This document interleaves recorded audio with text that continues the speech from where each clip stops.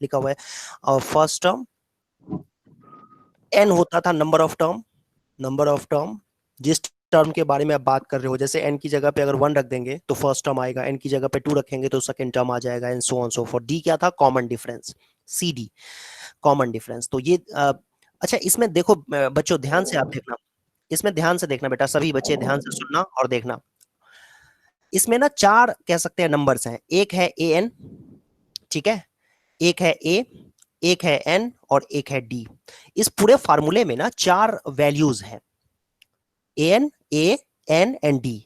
तो हम लोग जो अभी करने वाले हैं एक्सरसाइज, उसमें ना देखना ज्यादातर क्वेश्चंस में 4 में से कोई भी 3 चीज दी हुई होगी। 4 में से, इन चारों वैल्यूज में से an, a, अच्छा जैसे देखो कभी कभी आपको a2 निकालने के लिए कहेगा, तो उस केस में समझ में आ गया कि a2 जो है वो n की जगह पे 2 हो गया, तो a2 हो गया, फिर ये n की जगह पे 2 ले लेंगे, तो इस तरीके से। तो इस फार्मूले में 4 चीजें हैं, 4 वैल्यूज हैं, an, a, n and d। In 4 values में से कोई भी 3 वैल्यू डायरेक्टली या इनडायरेक्टली आपको दिया हुआ होगा इस एक्सरसाइज में जो हम लोग अभी करने वाले हैं। 3 वैल्यूज डायरेक्टली या इनडायरेक्टली दिया हुआ होगा। डायरेक्टली दिया है तो अच्छी बात है, डायरेक्टली नहीं दिया हुआ है तो आप सोचो कि कैसे उन वैल्यूज को हम निकालें, 3 वैल्यूज। और चौथा फाइंड करना होगा। कोई भी 3 वैल्यूज दी हुई होंगी, चौथा वैल्यू फाइंड करना होगा। इस पूरे एक्सरसाइज में हमें यही काम करना है, बस इतनी सी बात है। इस पूरे एक्सरसाइज में हमें यही काम करना है। इन 4 वैल्यूज में से कोई भी 3 वैल्यू दी हुई होगी और चौथा हमें फाइंड करना होगा। आई थिंक कॉपी तो किया था, यहाँ पे नहीं किया? ओके, ये रहा, देखो ये एक्सरसाइज है 5.2। एक्सरसाइज 5.2 में देखो ये पूरा इन्होंने यही समझाने की कोशिश की है कि एक टेबल बना दिया है, टेबल में 4 चीजें हैं, 4 वैल्यूज हैं, a, d, n and an। a, d, n and an। आपको ना कोई देखो 4 में से 3 वैल्यूज दी हुई है, चौथा फाइंड करना है। तो आप बड़ी आसानी से इस फार्मूले में वैल्यू पुट करके निकाल लोगे, मतलब जोड़ना घटाना आना चाहिए, बस जिसको भी आता है वो कर लेगा।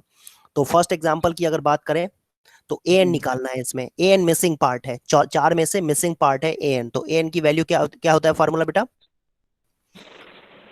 ये a plus n a plus n minus 1 into minus d. 1 upward में सर 3d n की वैल्यू 28 आएगी। वेरी सर गुड, n की वैल्यू 28 है। Very good. तो 28 आ कितना रही हो है। जाएगा? 28 28। वेरी गुड, समझ रहे हो इस चीज को? हाँ, यस सर। ऐसे ही सारे क्वेश्चंस किए जा यस सकते सर। हैं, इसके सारे क्वेश्चंस ऐसे ही हो जाएंगे। आप देखो, अच्छा डायरेक्टली हम लोग जंप कर जाते हैं फोर्थ पार्ट पे। फोर्थ पार्ट पे डायरेक्टली जंप कर रहे हैं, क्योंकि बाकी मुझे पता है आप लोग जोड़ घटा के कर ही लोगे। तो फोर्थ पार्ट करते हैं, फोर्थ पार्ट करते हैं।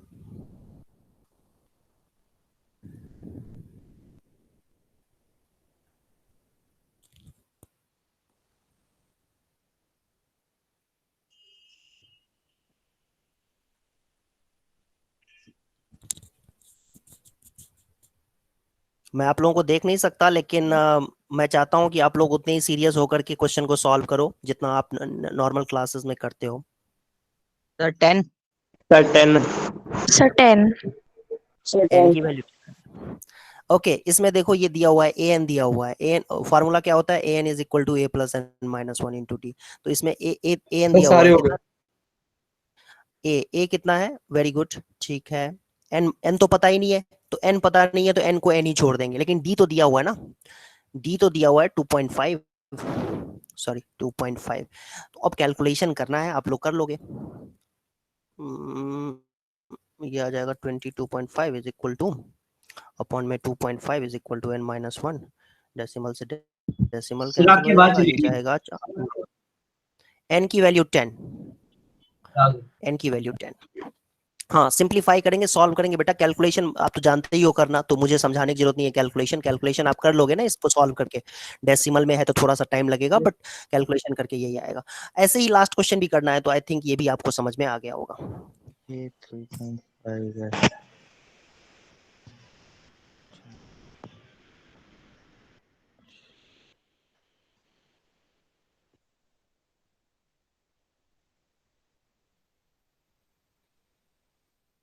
सारे क्वेश्चंस नहीं कर रहा हूँ मैं, एक एक क्वेश्चन नहीं करा रहा हूँ, जैसे जो क्वेश्चंस मुझे देखने में ठीक ठाक लग रहा है वही करते हैं। हालांकि बेसिक है ये भी क्वेश्चन, बेसिक क्वेश्चन। इसमें भी देखो बेटा, मिसिंग नंबर फाइंड करना है। सो बेसिकली इसमें आपको सेकंड टर्म फाइंड करना है। देखा जाए तो 3 ही टर्म्स दिए हुए हैं एपी में।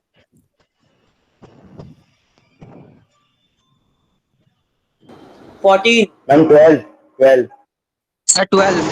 Sorry, 14. sir, 14. 14. 14. Sir, 12 तो common difference है. ये तो होगा। x माइनस 2 को क्या लिख सकते हैं 26 माइनस एक्स। एपी में अगर है, एपी में अगर होता है तो हम क्या कहते हैं, एपी का तो डेफिनेशन ही यही है। एपी का डेफिनेशन क्या होता है कि difference of to consecutive term is same. ठीक है, एपी एपी कैसे बनता है या एपी का डेफिनेशन क्या होता है कि second term minus first term, third term minus second term जब इक्वल होगा तो एपी हम कहेंगे इसमें। इनफैक्ट दो कंसेक्यूटिव टर्म का डिफरेंस सेम होना चाहिए। तो देखो अगर मैं इसको हम ये भी तो कर सकते हैं कि 2x इक्वल्स टू 26 प्लस 2। हाँ एम निकाल सकते हैं।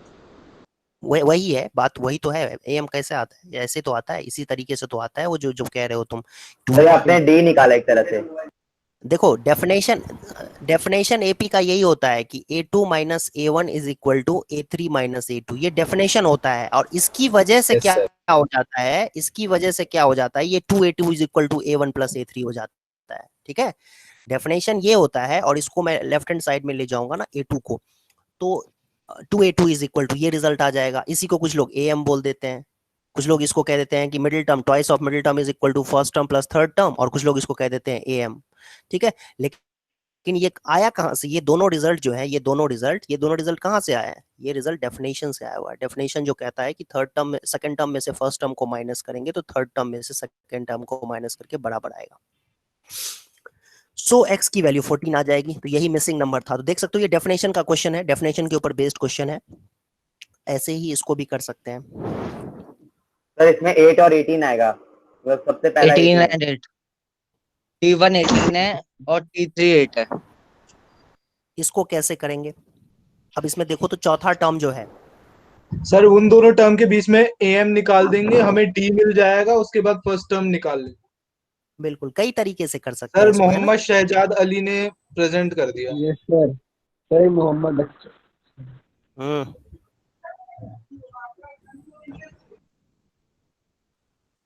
प्रेजेंट मत करो बच्चे।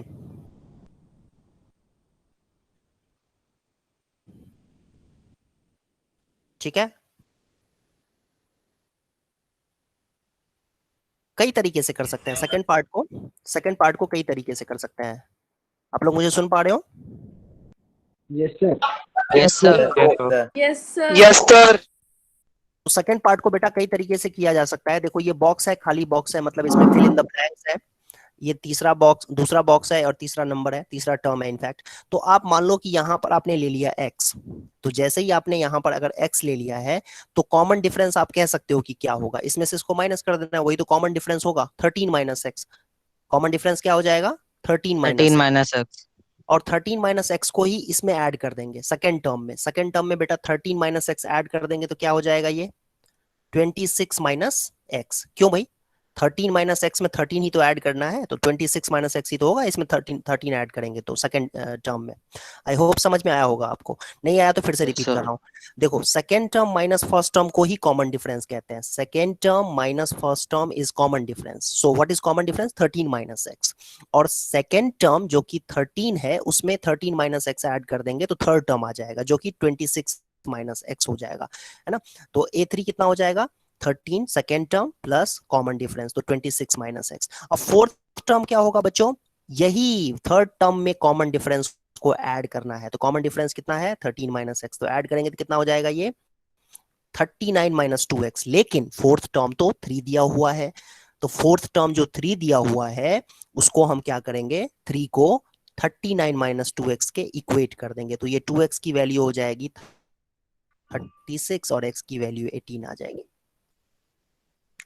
x की वैल्यू 18 आ जाएगी। तो इस तरीके से आप इस क्वेश्चन को कर सकते थे। ठीक है, ये एक तरीका हो गया करने का कि कॉमन डिफरेंस पहले फाइंड आउट कर लो, और जो कि 13 माइनस एक्स होगा अगर हम फर्स्ट टर्म को x ले लेते हैं तो, और फिर उसके बाद सिंप्लीफाई कर दो। ये एक तरीका हो गया। नहीं तो एक और तरीका क्या हो सकता है इसको करने का, सर हम जो हम लोग डायरेक्ट अभी डी यूज से करेंगे निकाल काफी। सकते हैं। सर जो दो टर्म्स है उनको सब्ट्रैक्ट, सर जो लास्ट टर्म है ना, मतलब जो भी में लास्ट टर्म गिवन है और जो पहला टर्म गिवन है उन दोनों को सब्ट्रैक्ट कर देंगे, और जो उनके बीच में जो गैप है उसमें +1 करके उससे डिवाइड कर देंगे। जैसे सर फोर्थ पार्ट देख लेते हैं -4 और 6, तो 6 माइनस -4 10 होता है, और -4 के बाद 5 कदम पे वो आ रहा है, तो 10/5 = 2, तो कॉमन डिफरेंस 2 आ गया। जैसे देखो सेकंड पार्ट को दूसरे तरीके से कैसे कर सकते हैं, दूसरे तरीके से कैसे कर सकते हैं, हमें पता है कि फर्स्ट टर्म अगर ए है, फर्स्ट टर्म बच्चों एक बार रिमाइंड करते हैं, याद करते हैं हम लोग एक बार रिवाइज करो। फर्स्ट टर्म अगर ए है और कॉमन डिफरेंस अगर डी है, तो सेकंड टर्म क्या होता था बच्चों, याद करो। सेकंड टर्म जिसको A2 भी कहते थे, A plus D. A plus D. A plus D. Third term क्या होता था, A plus 2D. plus 2B. Plus 3D. Fourth term क्या होता था, A plus A plus 3D. A plus 3D. Very good very good. तो अब देखो ध्यान से देखना, तो इस सेकंड क्वेश्चन में अगर हम देखें, दूसरे तरीके से कर रहे हैं हम, इसको कॉमन डिफरेंस निकाल नहीं रहे, हम यहाँ पर देखें तो 13 क्या है, सेकंड टर्म है। 13 क्या है बेटा, सेकंड टर्म है। Second term. 13 क्या है, सेकंड टर्म है। और 3 क्या है, फोर्थ टर्म है। तो फोर्थ टर्म को तो A प्लस 3D लिखते हैं ना। एग्री, सभी बच्चों को ये समझ में यस आया। सर. तो अब Yes sir. Yes, sir. Linear equation into variable का क्वेश्चन हो गया, सब्ट्रैक्ट कर दो, -2D is equal to minus नहीं 10 होगा, तो D की वैल्यू हो जाएगी -5, 5. और D की वैल्यू -5 यहाँ रख देंगे तो A की वैल्यू हो जाएगी 18। तो A आ गया, D आ गया, अब तो भाई सब कुछ निकल के आ गया, AP ही निकल के आ गया। अब पहले बॉक्स की बात करें तो पहले बॉक्स में तो फर्स्ट टर्म आएगा, A आएगा, तो 18 हो गया। और अगले बॉक्स में ऑब्वियसली 13 दे ही रखा है, निकालने की जरूरत ही नहीं है, 18 में -5 ऐड करना था। और थर्ड में सर लेकिन माइनस माइनस कट नहीं जाएगा। माइनस नहीं है बेटा, ये माइनस नहीं है, 13 में से सर वो -10 ही +10 है। +10 ही तो बोला था मैंने, तभी तो निकाला है। वो गलती से दिख रहा था माइनस जैसा, वो माइनस जैसा दिख रहा था, वो है नहीं वो वहां पर। ऐसे ही थर्ड की बात करें, थर्ड टर्म की बात करें, तो थर्ड क्या कैसे निकलेगा, ये 13 में -5 ऐड कर देना है, तो कितना हो जाएगा भाई, 8।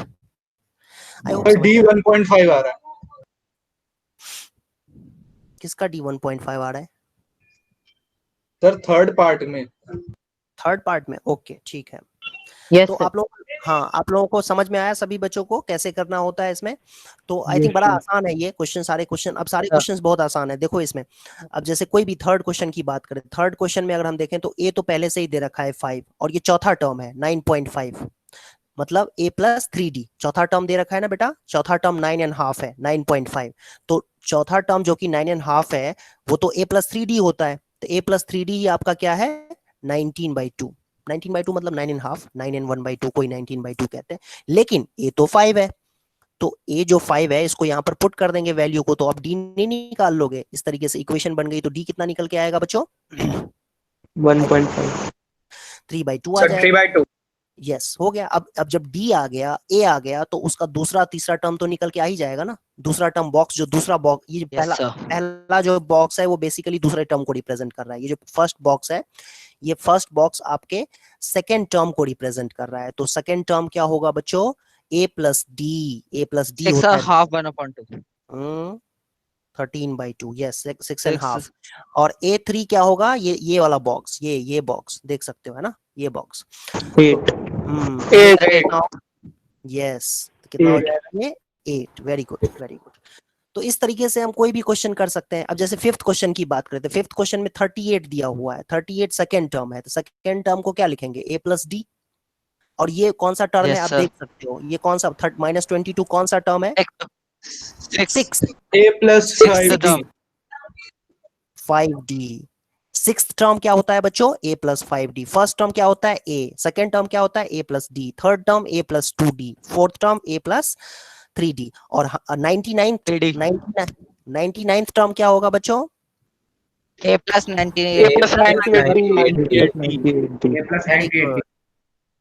हाँ। तो इन दोनों इक्वेशंस को सॉल्व करते हुए, इन दोनों इक्वेशंस को सॉल्व करके हम A और D की वैल्यू निकाल सकते हैं। और फिर आप कोई भी टर्म, पहला बॉक्स, दूसरे बॉक्स में, तीसरे बॉक्स में क्या आएगा, चौथे बॉक्स में क्या आएगा, सारा कुछ फाइंड कर सकते हो। तो इसमें 99 टर्म से निकाल सर D इसमें -15 आएगा।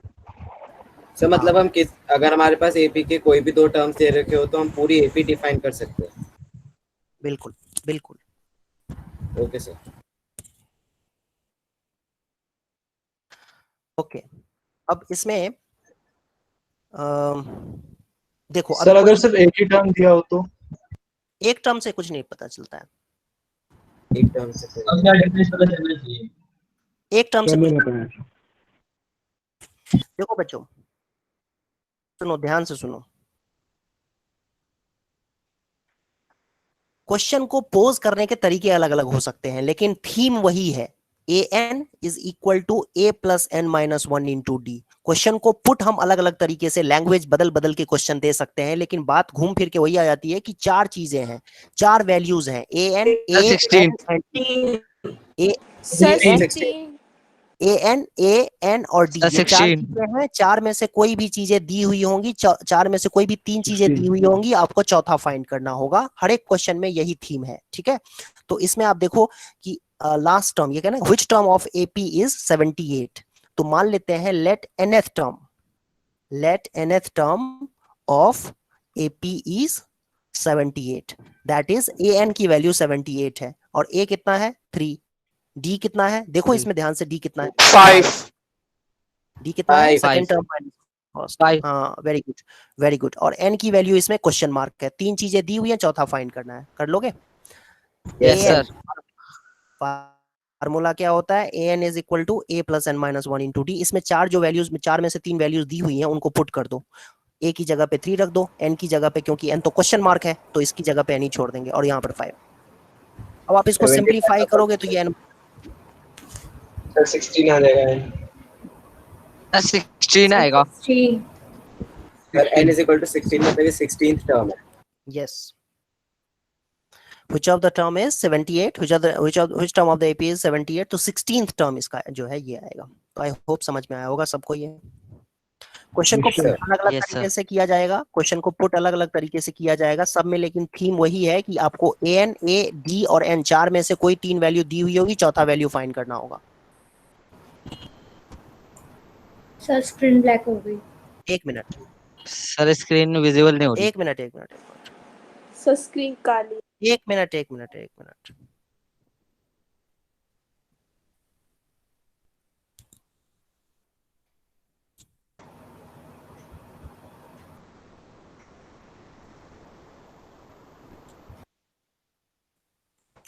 6th क्वेश्चन देखो, इसमें पूछा जा रहा है आपसे, माइक बंद कर लो सभी बच्चे।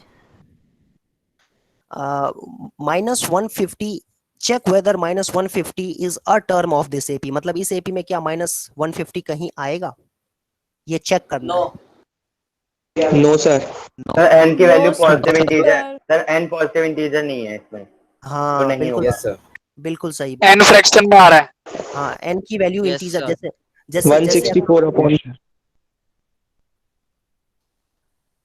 150 -150 इसमें है कि नहीं है चेक करने के लिए, मान लो लेट an इज -150, ठीक है। तो n की वैल्यू इसमें पॉजिटिव इंटीजर या नेचुरल नंबर होनी चाहिए, तो an की वैल्यू -150 है, लेकिन an तो होता है a plus n minus one into D, तो n minus one into D कितना है इसमें, देखो ध्यान से, d होता है second term minus first term, -3।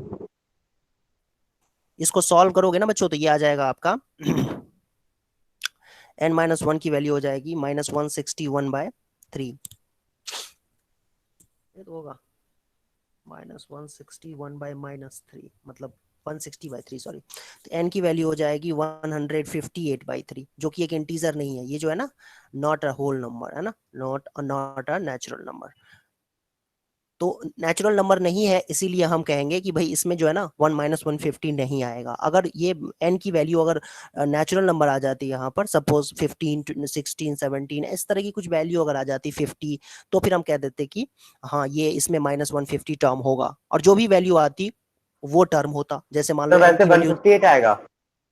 Sir 164 upon 3 आएगा। हाँ 164 164 आएगा, सॉरी 164/3 आएगा, ये 164/3 है, ठीक है, ये 164/3 है ये, और ये नेचुरल नंबर नहीं है।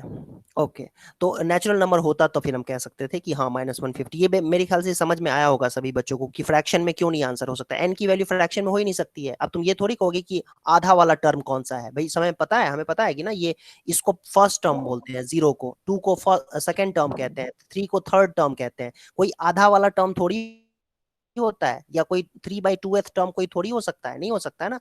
तो ये तो गलत बात हो गई थी, इसीलिए हम कहते हैं कि इसमें n की वैल्यू कोई पॉसिबल नहीं है, देयरफॉर -150 जो है वो इस एपी में आएगा ही नहीं। 7th क्वेश्चन देखो बच्चों, 178 Sir, 178 Sir, 178. 178 178. Sir 178 okay Sir, 178. इसमें कह रहा है 31st टर्म फाइंड करो जिस एपी में 11th टर्म 38 है। 11th टर्म 38 है, तो 11th टर्म को कैसे लिखेंगे? a plus 10d, A plus 10D. है ना? Yes, सबसे sir. पहले तो ऊपर ये लिखना सीखो कि let a and d be first term and common difference respectively. ये लिख दिया हमने। फिर a 11 38 दिया हुआ है तो a प्लस 10d 38 हो जाएगा, फर्स्ट इक्वेशन हो गया। a 1673 है तो यहाँ से इक्वेशन बनेगी a प्लस 15d, क्योंकि 16 टर्म को क्या लिखेंगे? a प्लस 15d, और ये आ जाएगा सेकंड इक्वेशन। दोनों इक्वेशन को बच्चों सब्ट्रैक्ट कर दो, सॉल्व कर लो। सब्ट्रैक्ट करोगे ना, सेकंड में से 1 को सब्ट्रैक्ट कर देंगे बच्चों, लीनियर इक्वेशन D की इनटू वैल्यू सर वेरिएबल। 7 आएगी। तो क्या हो जाएगा ये? D7 सेम है तो cancel. 5D is equals to 35। d की वैल्यू क्या हो जाएगी? 7, और d की वैल्यू इसमें रख देंगे तो a की वैल्यू आ जाएगी यहाँ से कितनी? -32। माइनस 32। Yes sir. अब Yes, हमको sir. a30 निकालना है, a31। तो a31 क्या होता है बच्चों? a plus 30d। A plus 30D. a plus 30 का मतलब तो ये आ जाएगा आपका 210 माइनस 32, ये कितना होगा? 178. सर 178 178। 178 हो जाएगा ये। ठीक है, तो इस तरीके से इस क्वेश्चन को हम लोग इजीली कर सकते थे। तो बेसिकली आप देखो, लीनियर इक्वेशन इनटू वेरिएबल का क्वेश्चन बन गया ये। अगर एपी का कॉन्सेप्ट सबको पता है तो ये लीनियर इक्वेशन इनटू वेरिएबल से 2 इक्वेशंस बनेंगे, जिसमें एक वेरिएबल ए है और दूसरा वेरिएबल डी है, और फिर ये क्वेश्चन बड़ी आसानी से सॉल्व हो जाएगा। तो ये सारे क्वेश्चन ऐसे ही हैं देखा जाए तो। क्वेश्चन नंबर 8 का आंसर है सर 64। हाँ, 8th 9th भी ऐसे ही है, तो 8th 9th भी आप लोग खुद से ट्राई कर लेना। 9th का आंसर Okay, सर sir. 5 है। 9th का आंसर भाई 0 आ रहा है। 5th term of an AP is 0।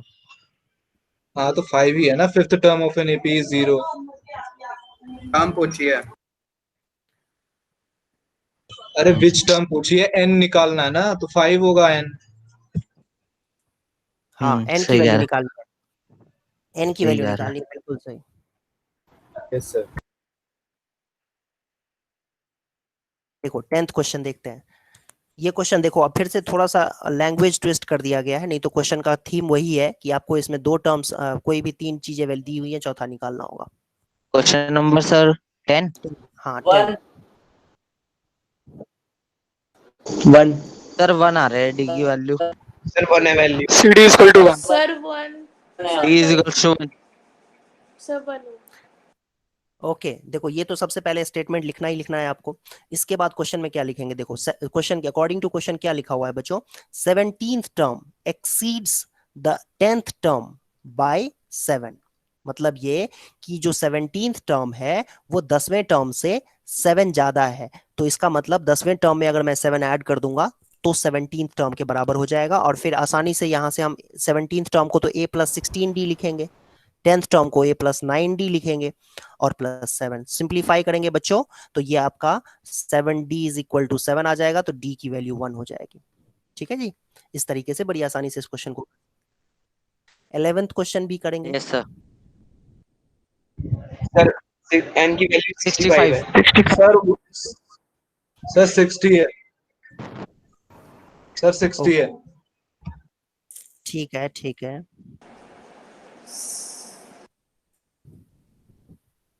कुछ सर बच्चे इसमें तो बड़ी कुछ जल्दी, सॉल्व भी नहीं करना।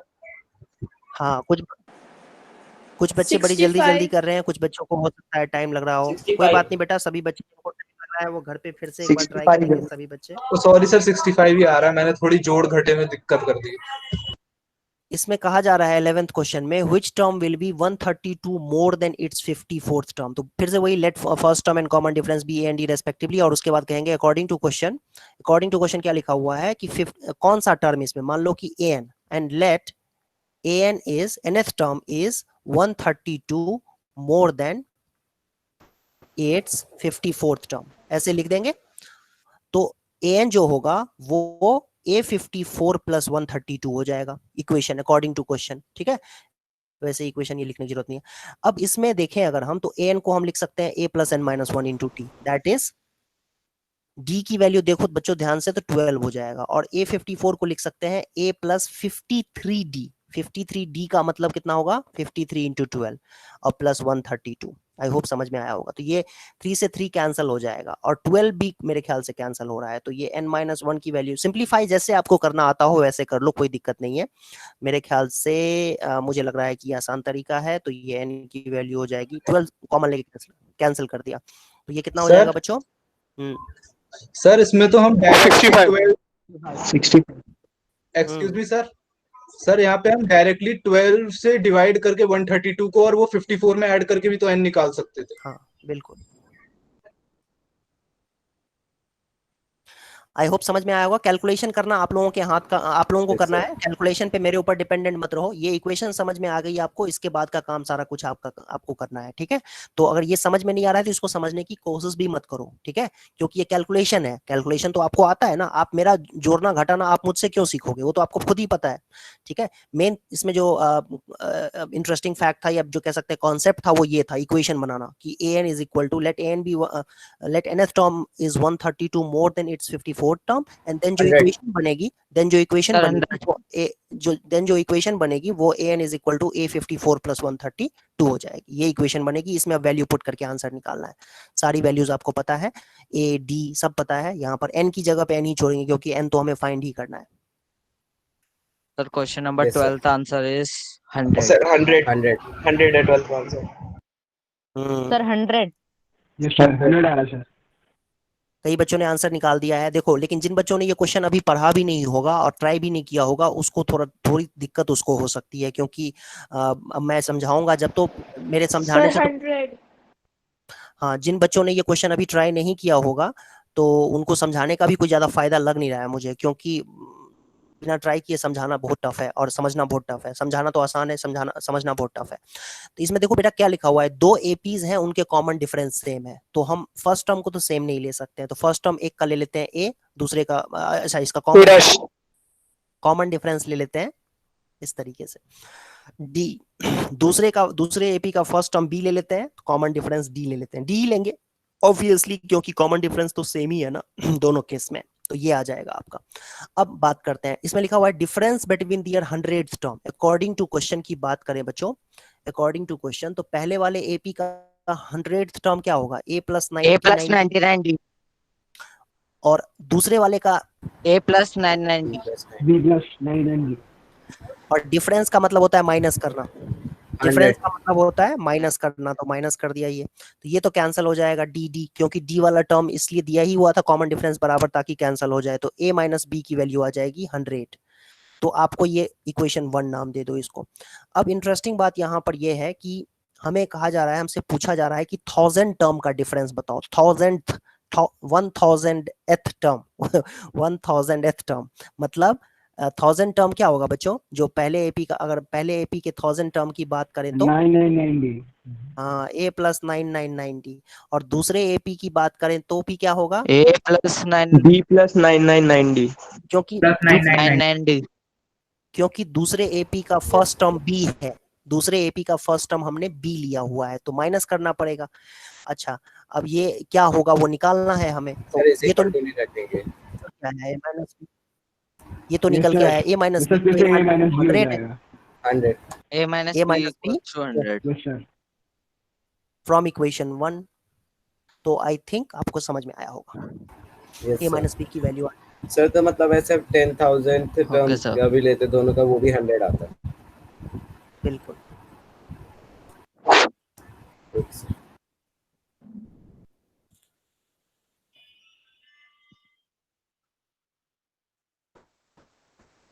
सर क्वेश्चन नंबर 13 का आंसर है n 128 equals to 128 128 आंसर है 13 का। 13th क्वेश्चन में देखो क्या लिखा हुआ है, कह रहा है 3 डिजिट नंबर, कितने ऐसे 3 डिजिट नंबर हैं जो कि 7 से डिविजिबल है। तो सबसे छोटा जो 105 105 105 112 112 119 सर 190 9 अप टू 994। 9। ठीक है, कैसे पता करेंगे ये? तो बढ़िया, बहुत आसान है। आप 100 सबसे छोटा 3 डिजिट का नंबर होता है 100 को 7 से डिवाइड कर लो, तो आपके पास ना बच्चों 3 रिमाइंडर आ जाएगा। तो इसका मतलब ये हुआ, सर 2 हाँ रिमाइंडर आए। हाँ सर 2 2 रिमाइंडर। रिमाइंडर आए। एक मिनट, आओ सॉरी क्या होगा ये? 7 4 जा 28। ठीक है, 2 रिमाइंडर आएगा। 2 रिमाइंडर आएगा, इसका मतलब ये हुआ कि इसमें अगर हम 2 ये हमें 7 चाहिए, मतलब क्या करना पड़ेगा? 5 ऐड कर देना पड़ेगा इसमें, तो वो डिविजिबल हो जाता है ना। हम कह सकते हैं कि इसमें 100 में अगर 5 ऐड कर देंगे, मतलब ये तो 7 है डिवाइजर, यहाँ पर रिमाइंडर 2 आया है, 7 - 2 5 होता है, तो 5 ऐड कर देंगे इसमें, तो वो सबसे छोटा नंबर होगा 3 डिजिट का, जो 7 से डिविजिबल होगा। और सेम लॉजिक लगा के आप लास्ट टर्म जो 3 डिजिट का होगा वो भी निकाल सकते हो। तो आप ध्यान से इसमें देखो, तो आपको सब कुछ दिया हुआ है, 3 चीजें दी हुई है। ए दिया हुआ है, डी दिया हुआ है, डी 7 है ऑब्वियसली, और ए एन दिया हुआ है 994, और एन की वैल्यू फाइंड करनी है। तो फार्मूले में पुट करके फाइंड कर लो। सबको जोड़ना घटाना आता होगा, कर लोगे यस आसानी सर। से। Yes sir. सेम लॉजिक है 14th क्वेश्चन में भी, सेम लॉजिक लगेगा। 60 हाँ 15th एंड क्वेश्चन करो, टर्म 60।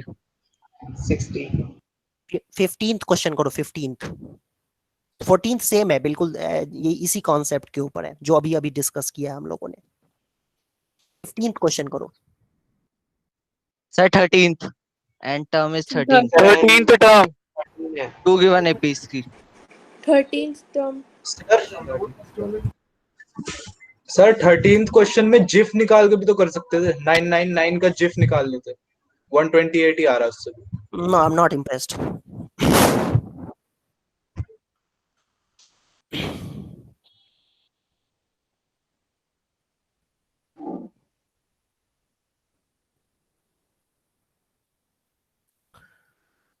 Fifteenth question में for what value of n are the nth terms of 2 APs, अलग अलग APs हैं, इक्वल हैं।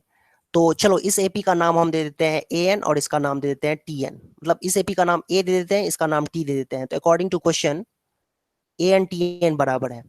ठीक है, तो AN कैसे निकलेगा? AN निकलेगा इस AP के लिए जो फर्स्ट टर्म है प्लस n - 1 इंटू डी की जगह पे -2 रख देंगे।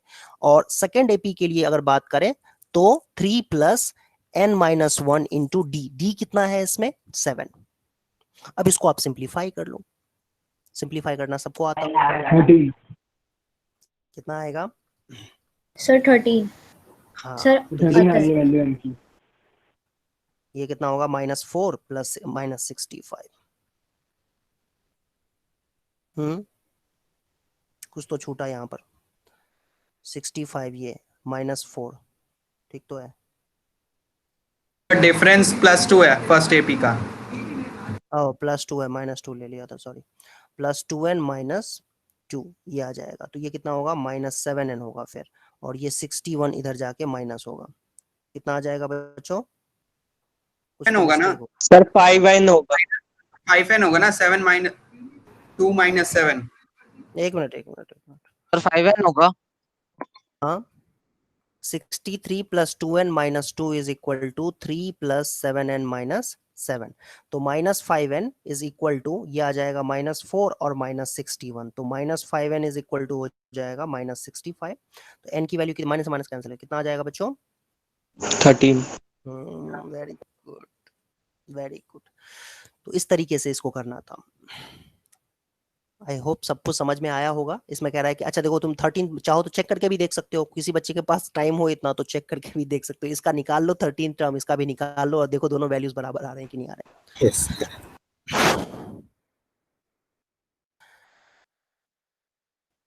नेक्स्ट क्वेश्चन तो एक बार नोट करने देते हैं। ओके। मुझे चीज का 4 है। 16 का 4 आया। ये तो सेम है। सर 4 10 16 22। यस सर, बराबर आ रहा है। Yes sir. मतलब सर वो 15 वाले एपी का बराबर आ रहा है। हम्म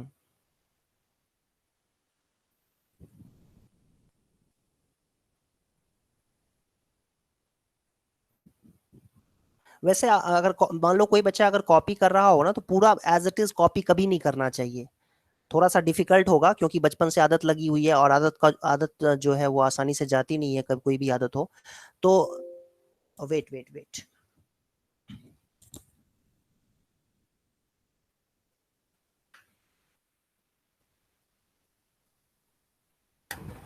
सर AP 4 10 16 आ रही है।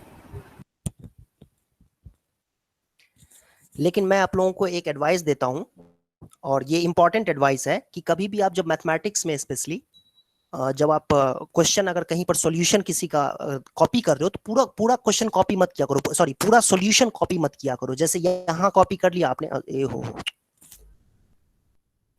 ये जैसे देखो ये पार्ट आपने अगर कॉपी कर लिया बस हो गया, इसके बाद तो आपको खुद ही कॉन्फिडेंस होगा कि भाई इसके बाद तो कैलकुलेशन है वो मैं खुद से ही कर लूंगा। तो मतलब पूरा कॉपी कभी नहीं करना चाहिए, छोटा सा पार्ट, उसके बाद पता है आपको कि कैलकुलेशन है तो छोड़ दो उसको। ये एक अच्छी आदत है क्योंकि उसके बाद घर पे जाके आप फिर उसको कंप्लीट भी करोगे तो ये ज्यादा बेनिफिशियल होगा। एज इट इज कॉपी कर लेते हैं तो आप याद करो बचपन से आज तक आपने हजारों बार कॉपी की हुई होगी चीजों को, कभी क्या आपने उसको यूटिलाइज किया? कभी नहीं किया होगा जहां तक मुझे लगता है, कोई नहीं करता है, मैं भी नहीं करता हूँ कोई चीज यस सर, 7th में ऐसे ही करता था मैं, मेरे बहुत खराब मार्क्स आते थे। कभी भी कॉपी पूरा नहीं करना चाहिए क्योंकि उसको कॉपी करके बस रजिस्टर भरना होता है, इंक पेन कागज की बर्बादी होती है, दिमाग तो आपने इस्तेमाल किया ही नहीं, फिर उसके बाद जाकर के उसको खुद से सोचा ही नहीं तो कोई फायदा नहीं होता उसका। तो ये आदत अगर डेवलप कर सको तो मैं समझूंगा कि मैं जीत गया, फिर पर्पस मेरा सॉल्व हो गया, पढ़ाने का फायदा हो गया। 16th क्वेश्चन देखो, 16th क्वेश्चन में भी वही बात है बच्चों, आपको चार चीजों में से तीन वेरिएबल दी हुई होंगी डायरेक्टली या इनडायरेक्टली। इसमें इनडायरेक्टली दिया हुआ है obviously, determine the AP whose third term is 16, third term 16 है तो थर्ड टर्म होता क्या है याद करो?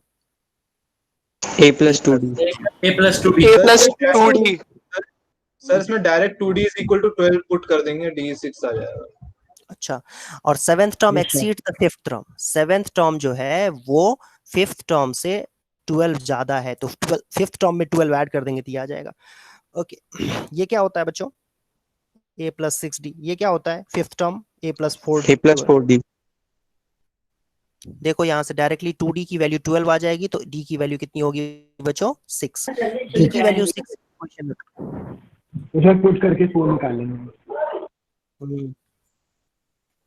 a आ गया, d आ गया और a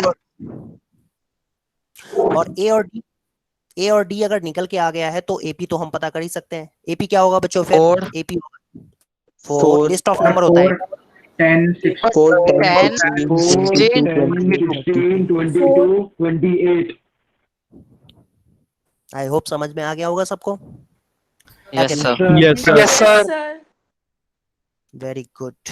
ओके अब एक नया कॉन्सेप्ट हम लोग, नया कॉन्सेप्ट नहीं है सेम ही कॉन्सेप्ट है, बस देखो ये सभी बच्चों को पता होगा लेकिन फिर भी मैं बता देता हूँ। लास्ट से फाइंड करेंगे टर्म, ये रहा।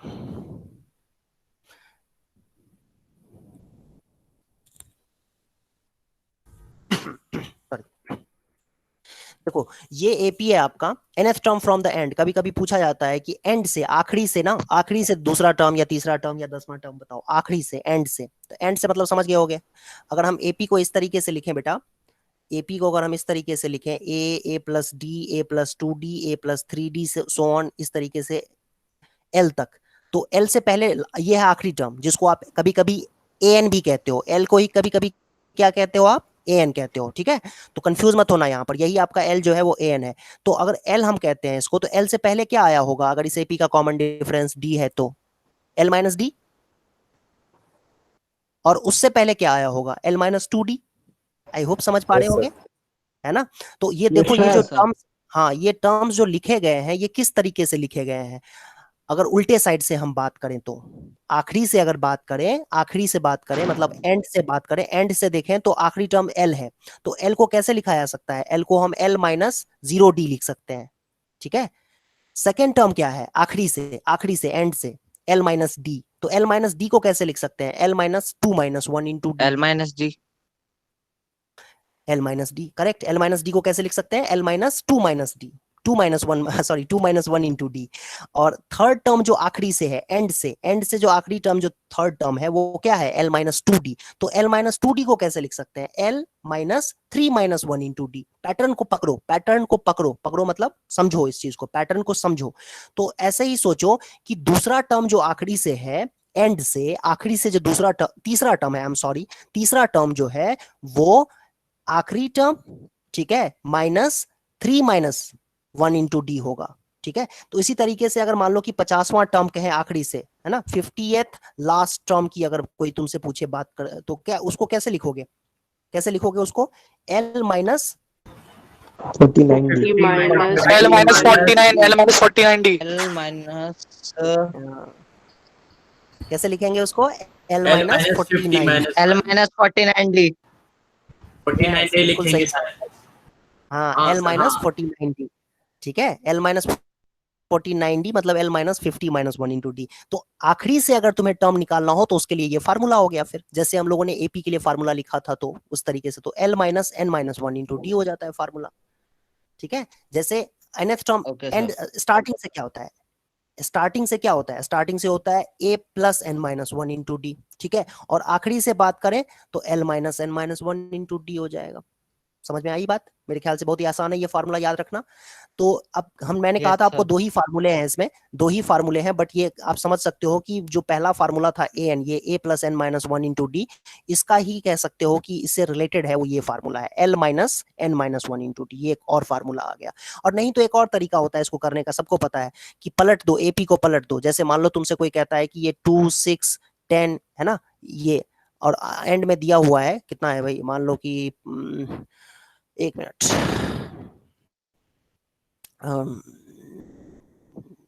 Sir question number 200 17। नहीं नहीं, अब क्वेश्चन तो करेंगे, लेकिन ठीक है अभी मैं एक तो कुछ और बताने की कोशिश कर रहा था। ये देखो, जैसे ये एक एपी है, ठीक है, ये एक एपी है, एक मिनट रुक जाओ,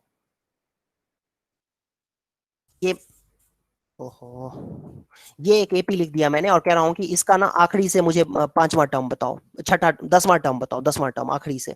तो तुम क्या करो, इसको पलट दो। पलटने का मतलब है कि इसको उल्टे तरीके से लिखना स्टार्ट कर दो। उल्टे तरीके से लिखोगे तो देखो क्या हो जाएगा, 4 ऐड होता जा रहा है, 4 कम कर दो भाई, ये लो, ये चलता जाएगा, 10 6 2 उल्टा करके लिख दिया। ठीक है, अब आखिरी से 4 निकालना, 10वां टर्म निकालना था ना, तो आखिरी से 10वां टर्म निकालना है, तो इस एपी के लिए आखिरी से 10वां टर्म के लिए जो फर्स्ट टर्म है वो 202 हो जाएगा, एन जो है वो 10 है, और डी की वैल्यू जो है, जो ओरिजिनल जो एपी था उसका, ओरिजिनल जो एपी था उसके कॉमन डिफरेंस का माइनस हो जाएगा, निगेटिव हो जाएगा, मतलब -4 हो जाएगा। -4 हो जाएगा। आई थिंक मैं समझा पाया हूं। मैं ये कह रहा हूं कि एक दो फार्मूला याद कर लो जो अभी अभी एक्सप्लेन किया था। प्लीज माइक बंद करो सभी बच्चे, माइक बंद करो, एक मुझे एक्सप्लेन करने दो, फिर आप लोग माइक ऑन करना। देखो मैं ये कहना चाह रहा हूं कि जो लास्ट फार्मूला जो अभी एक्सप्लेन किया था मैंने, या तो वो याद रख लो अच्छे तरीके से, क्या था वो formula, l minus n minus 1 into d. ये वेरी सिंपल है, बहुत सिंपल है, आखिरी टर्म माइनस जो भी आखिरी टर्म से आपको टर्म निकालना है, मतलब आखिरी से 5वां टर्म निकालना था, एन की जगह पे 5, और कॉमन डिफरेंस जो ओरिजिनल एपी का कॉमन डिफरेंस था वही रहेगा। ठीक है, ये तो यह फार्मूला याद रख लो। और नहीं अगर, तो जैसे ही आपको आखिरी से कहता ना निकालने के लिए, तो एपी जो दिया हुआ एपी होगा उसको पलट दो। पलट दो मतलब आखिरी टर्म को पहले लिख दो, लास्ट टर्म को पहले लिख दो, उसके बाद सेकंड लास्ट टर्म, उसके बाद third last term, so on, इस तरीके से फर्स्ट टर्म जो ओरिजिनल एपी का था उसको आखिरी में लिख देंगे, एंड में लिख देंगे, और फिर उसके बाद फार्मूला लगा देंगे। जैसे 10वां टर्म का कहा जा रहा था, तो 10वें टर्म का क्या होगा फार्मूला, ए, जो कि अब 202 बन चुका है ए, और कॉमन डिफरेंस क्या होगा बच्चों, कॉमन डिफरेंस आपका आएगा जो ओरिजिनल एपी का कॉमन डिफरेंस था उसका निगेटिव। ठीक है, तो उस तरीके से आ जाएगा। तो आई होप आपको ये बातें समझ में आ गई होंगी, और अगर नहीं तो ये वाला फार्मूला तो है ही जो अभी अभी एक्सप्लेन किया था, दोनों तरीके से निकाल सकते हो, कोई इशू नहीं है।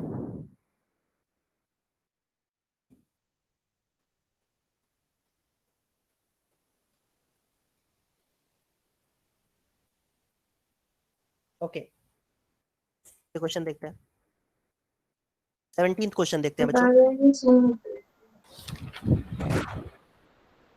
Very simple. 158।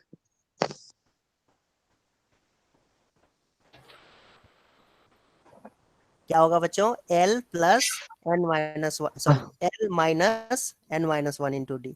L कितना है 250 माइनस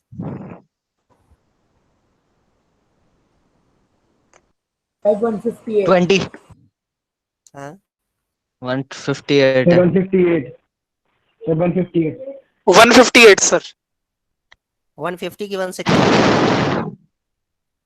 158 158 है 158 158 फार्मूले में पुट कर दिया, हो गया। एल एल दिया हुआ है यहाँ पर, ध्यान से देखो, एल दिया हुआ है 253, एन दिया हुआ है, एंड से 20th टर्म निकालना है, तो यही आपका एन है। और कॉमन डिफरेंस तो सबको दिख रहा है, कॉमन डिफरेंस कितना होता है, second term minus first term 5। तो आई होप समझ में आ गया होगा सबको। यस सर यस सर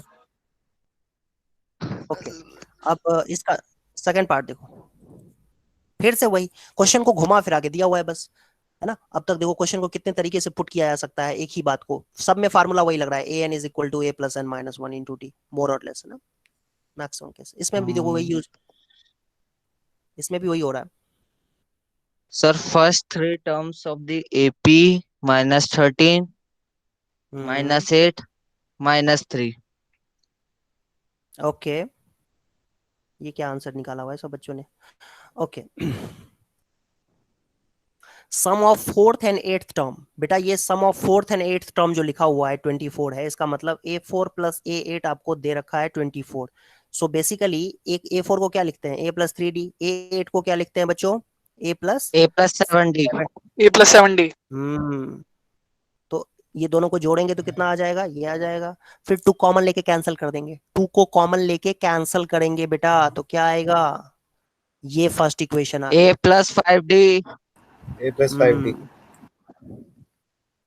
देख पा रहे हो कितने तरीके से घुमा घुमा के क्वेश्चन देते हैं। सो बेसिकली आपको कैलकुलेट ही करना है, कैलकुलेट करना आना चाहिए, नहीं तो कॉन्सेप्ट तो बस एक ही घूम रहा है, an is equal to a plus n minus 1 into t, ये आ जाएगा 14d इज इक्वल टू 44, और फिर इसको सिंप्लीफाई करेंगे तो a plus 7d is equal to 22।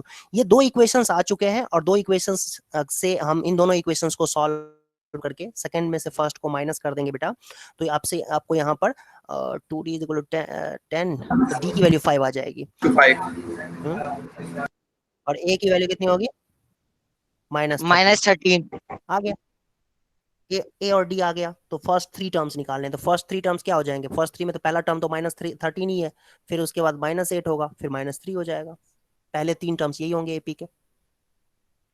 Agree? Yes sir Yes sir Yes sir very good. चलो अब हम लोग नेक्स्ट क्वेश्चन करते हैं, 19th क्वेश्चन में सुबह राव ने 11 years 2006 हम इज 11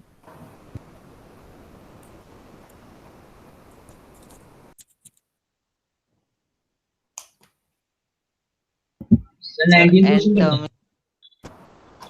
19th में क्या आया answer, Sir, 11 years. Sir 11 11 years 11 years 2000 ये सर 11 years आ रहा है आंसर। ओके। Yes sir ये तो 1995 में उसने स्टार्ट किया, एनुअल सैलरी उसकी 2006 5000 थी, और कह रहा है कि हर एक साल ना उसको 200 रुपए का इंक्रीमेंट मिलता था, मतलब फर्स्ट ईयर में उसका सैलरी ये रहा होगा, दूसरे Yes, साल sir. इतना हो गया होगा, AP given year. इस तरीके से। तो 7000 कब होगा ऐसे होता नहीं है प्रैक्टिकली, बट चलो ठीक है। ये एन है, एन कितना दिया हुआ है बच्चों, 7000, 7,000. कितनी है 5000, डी की वैल्यू कितनी है 200, आपको निकालना क्या है एन, बताओ, वही है ना क्वेश्चन। तो आई होप आपको Yes, sir. समझ में आया होगा। Yes, sir. सर ठीक है। 19th क्वेश्चन में हमें Sir. ईयर का लिखना है कि कौन से ईयर में, या फिर sir after how many years, in which year, year लिखना है इसमें। सर तो 2006 N ही होगा लिखना है, ना सर 2006 आ जाएगा सर बस एन लिखेंगे तो फिर how Sir, how many our years आ जाएगा। salary होती है उसकी इन 7,000. व्हिच ईयर, अच्छा अच्छा अच्छा अच्छा, हाँ ठीक है, साल लिखना है उसके सर स्पेसिफिक लिखेंगे। 2006. हाँ ईयर लिखना होगा, मतलब 2005-6 जो भी आ रहा हो। 20th क्वेश्चन में भी Yes, सेम sir. लॉजिक लगेगा, 20th क्वेश्चन 10 9 years आंसर है, 10 20 में है 9। 10 10 सर 10 years ये देखो, yes sir 10 years ये है ना, and 10 क्या पूछा है रामकली से 5, ए 5 है, और डी कितना ये सर है, 10 आ रहा है आंसर। ये रहा है ना। n की वैल्यू निकालनी है, तो n की वैल्यू कैसे निकलेगी भाई? 20.75 is equal to 5 plus n minus 1 into d 1.75। तो इसको सिंप्लीफाई जब करेंगे तो ये आ जाएगा 15.75 by 1.75 is equal to n minus 1, और ये डेसिमल से डेसिमल खत्म हो जाएगा। 25 के टेबल में ये कितने पे जाएगा? 7 पे, 7 9 10 आएगा। ठीक है, n की वैल्यू आ जाएगी 10 आ जाएगी n की वैल्यू। तो ये तो एक्सरसाइज तो हमने कंप्लीट कर लिया है। ये सर आज मैट होगी। करा दो। हाँ सर मैट करा दो। मैट करते हैं, अब मैट करते हैं। सर ये मैट ही तो है। ये सर आपने कहते हैं मैट ही तो कहते हैं। हाँ मैट करेंगे।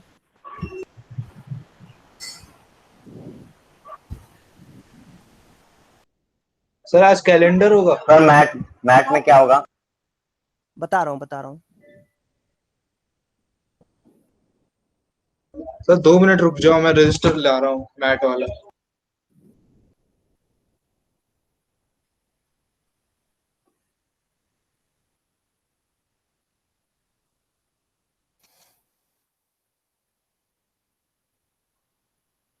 तब तक ये क्वेश्चन करो, मैं मैट कराता हूँ अभी। ठीक है, ये क्वेश्चन करो, एक लास्ट क्वेश्चन करते हैं इसका।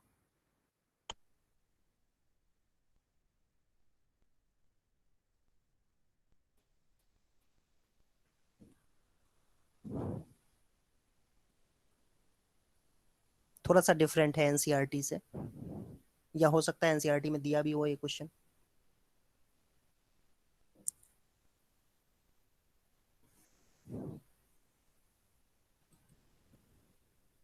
सर स्क्रीन ब्लैक हो स्क्रीन ब्लैक हो और गई। स्क्रीन नहीं दिख रही। सर सर एकदम स्क्रीन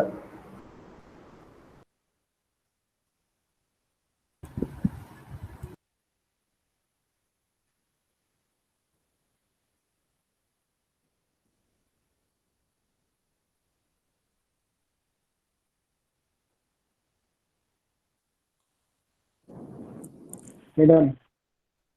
एक मिनट।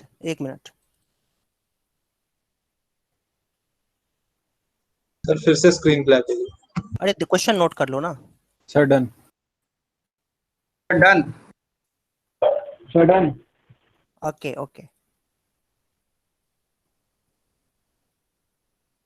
एक मिनट। डन। ठीक है जी, ओके। कर लिया सभी बच्चों ने? सबने तो नहीं किया होगा, कुछ बच्चों ने यस किया। सर। हाँ सर हो कर लिया। पूरे विधि विधान से किया। ओके एक मिनट रुक जाओ। मैट में देखते हैं ना कि कौन सा क्वेश्चन करना है आज। सर बात बहुत कम आ रही है। सर कैलेंडर करा दो।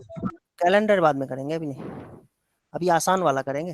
ठीक है, सर आसान वर्बल वाला। हो गया नॉर्मल वर्बल ना। आज हम लोग करेंगे नॉन वर्बल। नॉन वर्बल ज्यादा आसान है। नहीं आज सर ऐसा नहीं है, मेरे को नॉर्मल ज्यादा हॉन्ट करता है। ओके हाँ ठीक है। नॉर्मल ज्यादा इजी। देखो पहले इस क्वेश्चन को करते हैं जल्दी। फर्स्ट टर्म को ए ले लो, और कॉमन डिफरेंस को डी ले लो। ये तो एज्यूम करना पड़ेगा ना। तो अब निकालते हैं एलएचएस को, देखते हैं। तो एलएचएस क्या है भाई? ए एम प्लस एन, मतलब m प्लस nth टर्म की बात चल रही है, तो ये क्या हो जाएगा? a plus m plus n minus 1 into d. यही तो होता है, ये n की जगह पे m प्लस n है, बस n की जगह पे m प्लस n है, बात खत्म। Plus m minus nth term, तो ये क्या हो जाएगा? a plus m minus n plus minus 1 into d. ये हो जाएगा आपका LHS को सिंप्लीफाई करके ये आएगा।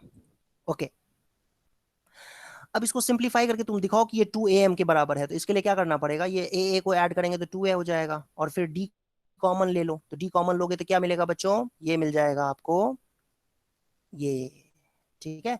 और ये फिर हो जाएगा d टाइम्स, देखो ये n से n कैंसिल हो जाएगा, है ना। तो m और m 2m हो जाएगा, और माइनस 2m। तो इसको लिखा जा सकता है, 2 कॉमन ले लेंगे तो ये आ जाएगा, 2 कॉमन ले चुके हैं, ध्यान से देखना, 2 कॉमन ले चुके हैं, तो ये आ जाएगा m माइनस 1 इंटू डी। और ये a plus m minus 1 into d क्या होता है बच्चों? a plus m minus 1 into d क्या होता है? वेरी गुड, ए एम होता है, तो यही तो आरएचएस है, एलएचएस आरएचएस बराबर हो गया, प्रूव हो गया। सो इसमें इंपॉर्टेंट बात क्या था समझ, हाँ इंपॉर्टेंट चीज वो समझना ये था कि ए एन क्या होता है, ए एन क्या होता है, ए एन होता है a plus n minus one into d. अब इस एन की जगह पे मान लो मैंने रख दिया यहाँ पर केजरीवाल, ठीक है, तो केजरीवाल रख देंगे तो क्या हो जाएगा, a plus Kejriwal minus one into d. कुछ भी रख दो यहाँ पर, मैं ये कहने की कोशिश कर रहा हूँ कि यहाँ पर तुम कुछ भी रख दोगे ना तो वो यहाँ पर रिप्लेस हो जाएगा, एन से रिप्लेस हो जाएगा, तो यहाँ पर एम प्लस एन है तो एम प्लस एन से रिप्लेस हो जाएगा, तो ए एम प्लस एन क्या हो जाएगा, a plus m minus one, m plus n minus one into d. I hope समझ में आया होगा, ये एम प्लस एन मतलब कोई एक वैल्यू है। Sir Kejriwal minus one is equal to 0 हो जाएगा ना। अब मैट करेंगे, मैट में हम लोग आज करेंगे नॉन वर्बल, ठीक है, और नॉन वर्बल का जो पहला चैप्टर है cubes and dice. Non verbal है ये, क्यूब्स एंड डाइस थोड़ी है, ये है क्या कहते हैं उसको, लॉजिकल सीक्वेंस है। सर एनालॉजी स्ट्रॉन्ग करने के लिए डिक्शनरी पढ़ना शुरू कर दे। डिक्शनरी क्यों पढ़ेंगे सर वर्ड्स आते हैं ना उसमें अलग अलग तरह के, कई बार होता है सर ये तो वर्बल है ना, उतना डिफिकल्ट थोड़ी आता है, उतना डिफिकल्ट नहीं होता है, वो तो आसान होता है। सर ये तो वर्बल का पहला चैप्टर है। अच्छा वर्बल है ये, ओके ठीक है, यस सर वर्बल। हाँ वर्बल ही करेंगे ये, ठीक है वर्बल ही करेंगे। अच्छा इसमें करना क्या होता है कि सीक्वेंस को फॉलो करना होता है, सीक्वेंस, ठीक है जी। देखो ये सीक्वेंस को फॉलो करते हुए कह रहा है कि लॉजिकल ऑर्डर में इसको अरेंज करो। फिर से वही है कि इसमें मुझे कुछ ज्यादा समझाना नहीं है, तुम लोगों को खुद से करना है ये ठीक है।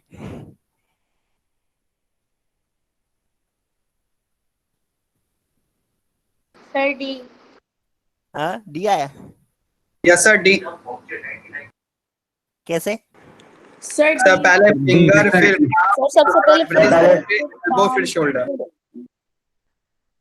अच्छा अब पहले सबसे पहले फिंगर मतलब होगा, फिंगर होगा सबसे पहले, उसके बाद क्या आएगा, पाम आएगा, ठीक है, फिर उसके बाद second sir waist, very good, elbow फिर शोल्डर, देख रहे हो एल्बो फिर शोल्डर, एल्बो शोल्डर। हाँ इस तरीके से होगा ना, इस तरीके से क्या कहना चाहिए, जैसे उंगली बनाते हैं इस तरीके से, तो कुछ मतलब मैं तो डिक्शनरी के ऑर्डर में सेट कर रहा था। हाँ टॉप पे फिंगर होगा, मतलब हाथ अपना उठा लो, हाथ उठा के देखो तो फिर टॉप पे फिंगर होगा, फिर पाम आएगा, फिर रिस्ट आएगा, फिर एल्बो आएगा, फिर उसके बाद शोल्डर आएगा। तो इस तरीके से करना था, इसमें यही करना है बेटा, तो इसमें समझाने लायक कुछ है नहीं। अभी सीधा हम लोग एनटीएससी वाला क्वेश्चन देखते हैं, एनटीएससी में जो आ चुका है क्वेश्चन वो देखते हैं। ओह एक मिनट रुक जाओ।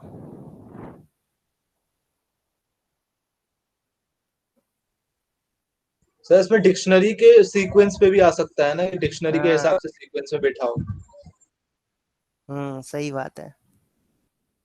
अच्छा ये तो पहला क्वेश्चन तो एनटीएससी वाला तो टफ लग रहा है भाई, देखो तो तुम लोग कर पाओगे आसानी से, मतलब जो बताया है मैंने वैसा नहीं है, ये थोड़ा डिफरेंट है, लेकिन लॉजिक तो इसमें कुछ वैसा ही लग रहा है। कह रहा है कि नंबर्स दिए हुए हैं, असाइन किए हुए हैं, कह रहा है 4 अल्टरनेटिव्स गिवन है containing combination of this number, select the combination of which form a meaningful word बन रहा है, उससे निकालो।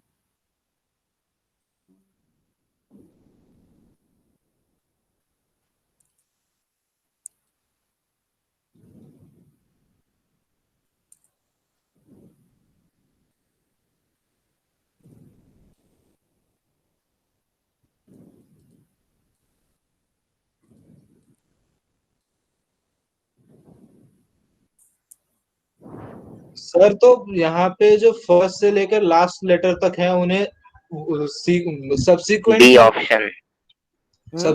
उन्हें नंबर किया हुआ है। इसमें कितने लेटर्स हैं, इसमें 3 और 4 7 है ना, और इसमें कितने हैं 3 और 4 सर इसका बी ऑप्शन होगा ना। कैसे सर क्योंकि लास्ट से देखें तो टी जो है वो 7th लेटर होता है, इसलिए बी ऑप्शन में ही दिख रहा है 7, इसलिए तो वो क्वेश्चन नहीं समझ पाया, वो गलत ऐसा भी नहीं होगा। नहीं वो लॉजिक तो नहीं है इसमें। Sir A option. कैसे सर नंबर्स का सीक्वेंस है यहाँ पे, जैसे मतलब ए में 1536724 है, तो फर्स्ट लेटर है टी, फिर हाँ फिफ्थ लेटर है आर, तो वैसे हम सेट करेंगे तो ट्री टॉप आ रहा है, तो वो मीनिंगफुल वर्ड हुआ। मतलब ये तुम कहना चाह रही हो कि फर्स्ट लेटर नहीं, फिर से एक बार एक्सप्लेन करो, मैं समझा ही नहीं तुम्हारी बात को। सर इसमें क्या है सर, जैसे जो एक वर्ड दे रखा है ना सर, उसमें जैसे जो ये TOE दे रखा है, तो सर हम हाँ इनको नंबर कर देंगे 1 2 3 4, और फिर सर उसके अकॉर्डिंग हम ऑप्शंस के अकॉर्डिंग इनको ऐसे अरेंज करेंगे, और सर जिसमें तो फिर उस मीनिंगफुल नंबर को शफल करके सर एक ऐसा अच्छा मीनिंगफुल सर वर्ड ये बनाना है, करना क्योंकि था इसका कुछ मुझे, मतलब मैंने नहीं कुछ है। और ही समझा। सर टू फ्रैट का मतलब ही नहीं है। असेंबल करना एक मिनट रुक जाओ, एक मिनट। ये क्या क्या हो गया, ये क्या कर दिया सबने, क्या कुछ समझ में नहीं आया, क्या सर बोल कोई रहे मीनिंग हो? नहीं बना, जैसे टू फ्रैट एक वर्ड है ना सर, तो एक टू फ्रैट का कोई मीनिंग नहीं है, तो हमने हाँ टी को 1 ले लिया, ओ को 2 ले लिया, ई को 3 ले लिया, पी को 4 ले लिया, ऐसे ऐसे नंबर कर दिया है। अब इस हाँ हमने इनको, अब जैसे हाँ मैंने अल्फाबेट को रीअरेंज करने की बजाय नंबर को रीअरेंज करके लिखा है, तो जैसे हाँ इससे एक मीनिंगफुल वर्ड बन रहा है ट्री टॉप, तो जो ट्री टॉप है उसको हाँ नंबरिंग में अगर लिखेंगे तो वो ए पार्ट होगा, TR होगा, फिर E होगा, है ना? डबल ई तो सर, डबल ई। हाँ हाँ, डबल ही टी होगा। R double e top. हाँ और एक मिनट रुक जाओ, सर वो सेवेंथ, फर्स्ट ऑप्शन करेक्ट है।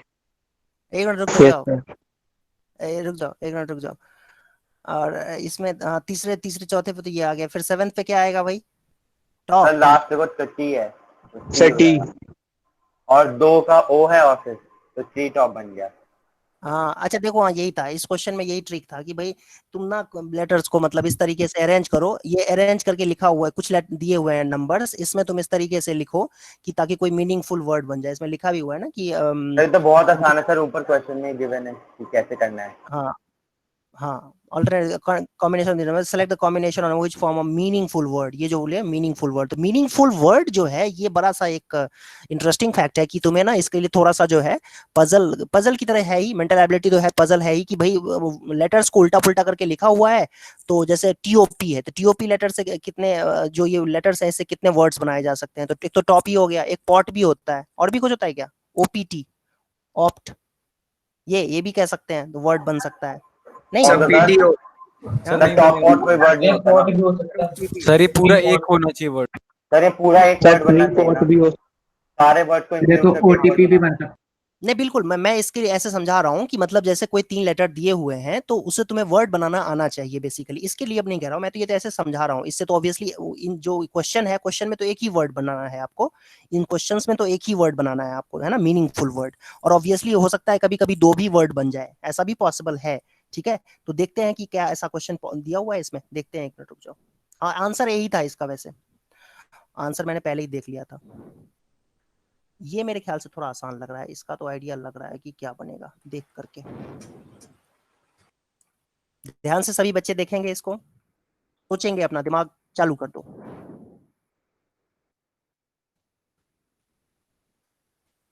सर हो गया हाँ सर, कितनी जल्दी, ब्रिस्टल बनेगा इसका, बी क्या ऑप्शन। बनेगा? ब्रिस्टल नहीं sir, bristle bristle bristle bristle bristle. Sir bristle. Bristle hotel, bristle. Bristol.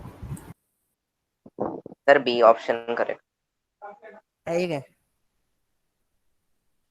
BRISTEL, sir bristle word होता एल, है। Sir PLE। सर एल ही होगा। इसको सॉरी। सर इस क्वेश्चन को अप्रोच कैसे करेंगे अपन? अब ये बस ऐसे ये देखते देखते हो जाएगा, अब तुम 10 15 20 क्वेश्चन कर लोगे तो हो जाएगा। नहीं नहीं, डिक्शनरी से क्या हो जाएगा, तुम डिक्शनरी पूरा याद कर लो, कुछ नहीं फायदा होगा, कोई फर्क नहीं पड़ेगा, मैं लिख के दे सकता हूँ इस बात के लिए, तुम पूरा डिक्शनरी रट लो तो भी नहीं कर पाओगे, कोई लॉजिक ही नहीं है डिक्शनरी से। सर डिक्शनरी करने बैठेंगे तो पूरा सार निकल जाएगा। हाँ सुनो ध्यान से,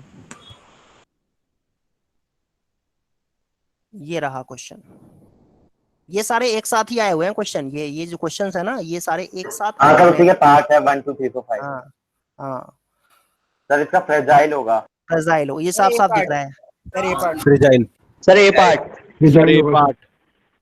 हाँ, ये सेकंड एफ की जगह पे सेकंड आएगा, तो दूसरे किसी में है ही नहीं ऐसा ऑप्शन 2 से स्टार्ट होता हुआ, तो साफ साफ दिख रहा है यही होगा। ठीक है जी, ओके, तो ये हो गया जल्दी आपका। कैसे पता चला? प्रेजाइल तो दिख रहा था ना, और कुछ कुछ चीजों में तो टफ लगेगा, टाइम लगेगा। अब जैसे देखो, सुनो मेरी बात को, ये कुछ वैसा ही है जैसे देखो, ये एक वर्ड लिख दिया मैंने, क्या लिखते हैं, एडुकेट, ठीक है, एडुकेट लिख दिया मैंने। अब मैं क्या कर रहा हूं, इसको ऐसे लिख दिया घुमा करके। अब तुम्हें ये डिकोड करना है कि ये कौन सा वर्ड है, ठीक है। तो ये देख करके तुम्हें थोड़ा सा आइडिया लगता है, मतलब इंट्यूशन तुम्हारा होना चाहिए इतना कि अच्छा अच्छा अच्छा एडुकेट जैसा कुछ लग रहा है, ठीक है। तो बस वो इंट्यूशन है, इसमें कोई भी, अब मैं साइंस कैसे लगाऊं, तो इसमें बताओ, तुम ही खुद सोचो कि इसमें क्या कोई फार्मूला लग सकता है। ये बस प्रैक्टिस से तुम्हारी इंट्यूशन बढ़ जाएगी, जिसको सिक्स्थ सेंस कभी कभी लोग बोल देते हैं।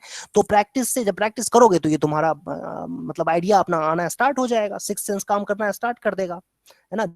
देखते ही पता लगेगा, अच्छा ऐसा होगा। कभी कभी ऐसा होता है ना, किसी किसी इंसान को देख करके जंबल वर्ड्स की तरह पॉजिटिव फीलिंग आती है, किसी किसी इंसान को देख के नेगेटिव फीलिंग आती है। तो वही बात हो जाती है, कैसे आती है वो फीलिंग वो एक इंट्यूशन सा होता है तो उसी तरीके से है कुछ। सर मुझे कोई फीलिंग नहीं आती किसी को भी देख के। नेक्स्ट क्वेश्चन देखो, इसी का, एनटीएससी का ही है ये भी कुछ इसी तरह, नहीं ये दो डिफरेंट है। Arrange the given words in sequence which they occur in the dictionary. Dictionary, yes, very good. ये तो आसान है। Then choose the correct sequence. ये तो बच्चों बहुत ही आसान क्वेश्चन आ गया। डिक्शनरी में कैसा दिखेगा?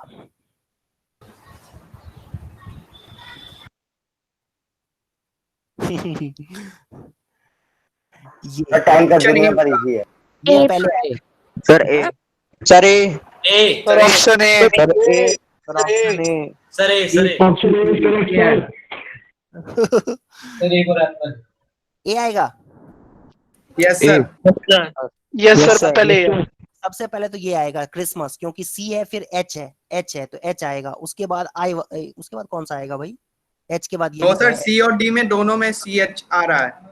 ये डी और सी है। सर लेकिन वो से पहले आई जाएगा। आई होप समझ गए होगे, है ना। सबसे पहले तो क्रिसमस और क्रॉनिक में कौन सा पहले आएगा? क्रिसमस और क्रॉनिक में ये क्रिसमस पहले आएगा। हाँ, और फिर उसके बाद सी एच, फिर से सी एच है, इसका मतलब फिर सी आएगा। कोई ऑप्शन ऐसा है ही नहीं, तो फिर हो गया, खत्म हो गई कहानी, आगे देखने की जरूरत ही नहीं है, ये आंसर आ गया। डी सी पहले आएगा, पहले डी आएगा फिर सी आएगा। तो डी और सी तो खाली ए ऑप्शन में है, डी और सी। उसके बाद क्या आएगा, नहीं आएगा, मारो गोली उसको, ठीक है, हो गया खत्म। वैसे गोली नहीं मारना हो तो छोड़ भी सकते हो, आंसर आ चुका है। ओके, नेक्स्ट क्वेश्चन है, ऐसे ही हैं सारे क्वेश्चंस, एक और ये भी देख लेते हैं, चलो।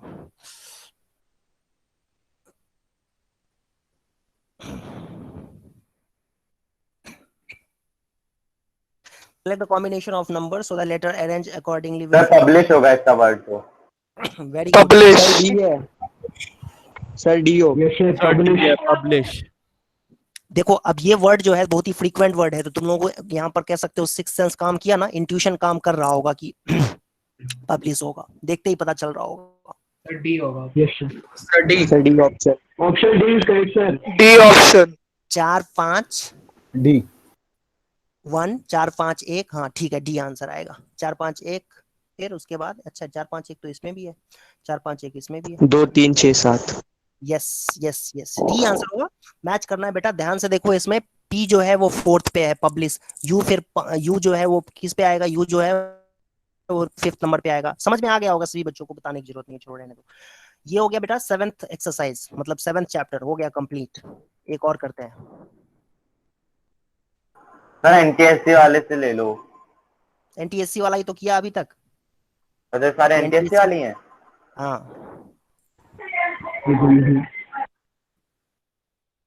अब नेक्स्ट टॉपिक है वेन डायग्राम। हाँ सर, ये तो वो सर्कल वाले नहीं है सर। सर बहुत आसान थ्योरी का है। क्वेश्चन है सर ये। यस सर तो आसान है। ये तो क्लास 11th में भी पढ़ाया जाता है सेट्स में। Yes sir. Yes sir. Very good, ठीक है जी। देखो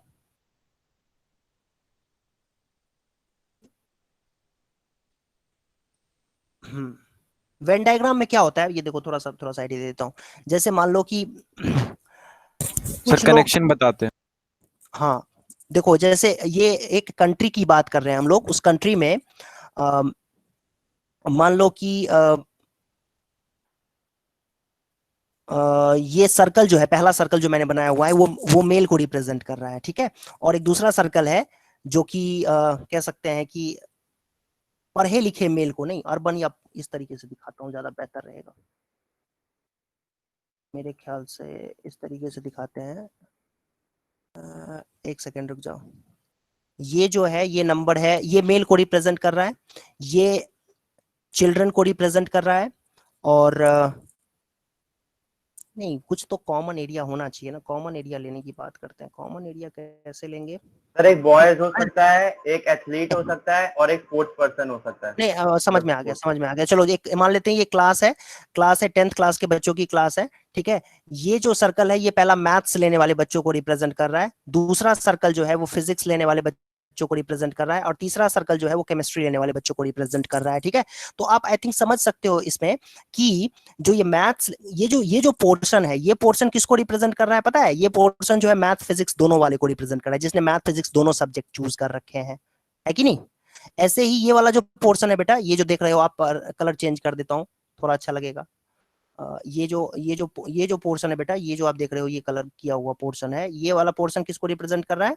ये मैथ और केमिस्ट्री वाले बच्चों का ये प्रेजेंट कर रहा है। आई होप समझ में आ रहा होगा सबको, ये बहुत ही आसान है। सर उसमें जो एक पॉइंट गलत है सर, उसमें फिजिक्स वाले भी है सर। एक वाला है जिसमें मैथ फिजिक्स केमिस्ट्री तीनों है सर, आपने वो भी मार्क कर रखा है। ये सर वो छोटा सा बीच में, नहीं रुको तो छोड़ना नहीं पड़ेगा। ब्लू, ये देखो, ये जो कलर किया है मैंने, ये किसको रिप्रेजेंट कर रहा है? ये किसको रिप्रेजेंट कर रहा है? ये फिजिक्स और केमिस्ट्री, राइट। फिजिक्स और तो केमिस्ट्री, मैथ्स भी है उसमें, इसमें मैथ्स भी है, इसमें मैथ भी तो आ रहा है। ये सर ब्लू वाला सबको कर रहा है। और हाँ, और ये जो पोर्शन है ना, ये जो पोर्शन है ग्रीन कलर से, मैंने इसको ब्लैक कर दिया मैंने, देखो ये वाला क्या रीजन है? मैथ फिजिक्स केमिस्ट्री तीनों को रिप्रेजेंट कर रहा है। मतलब मिला के आइडिया लग गया होगा आपको कि मैं क्या बताने की कोशिश कर रहा हूँ, ठीक है। अब इसको डिस्कस करेंगे, है ना। मतलब जैसे अब इस तरीके से कई सिचुएशंस बनाए जा सकते हैं, इस तरीके से कई सिचुएशन, जैसे गेम्स को लेकर के बनाए जा सकते हैं कि जैसे मान लो कि ये फुटबॉल खेलने वाले बच्चे हैं, ठीक है, ये क्रिकेट खेलने वाले बच्चे हैं, इसी तरीके से ये मान लो ऐसे भी तो क्वेश्चन आता है कि तुम वेन डायग्राम बनाओ, मतलब वो गिवन होगा, वेन डायग्राम खुद बनाना होगा। बिल्कुल बिल्कुल बिल्कुल बिल्कुल। एक मिनट रुक जाओ।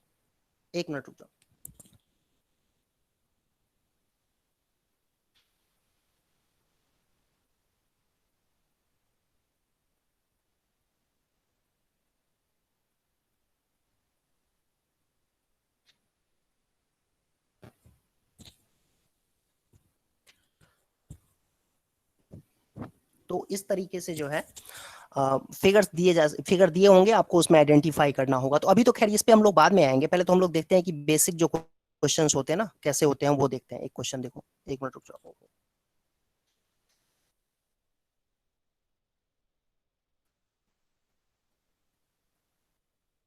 ये देखो, ये क्वेश्चन है। अब इसमें देखो क्या लिखा हुआ है, उसको पढ़ो और समझ के कोशिश करो तो सॉल्व करने की। फर्स्ट का ये है सर, फर्स्ट का ए है, सेकंड का ए है, थर्ड का ई है और फोर्थ का डी है।